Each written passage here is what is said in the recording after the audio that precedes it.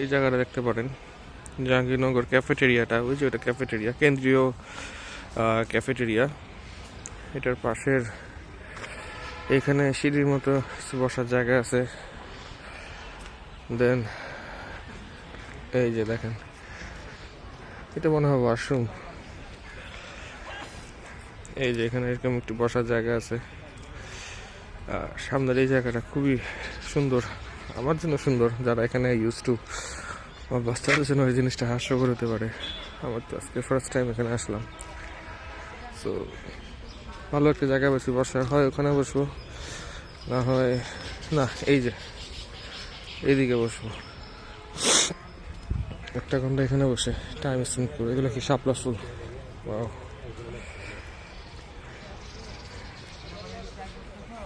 আসলে সবাই এখানে পড়ার চান্স পায় না, বাট যারাই পায় তারা খুবই লাকি।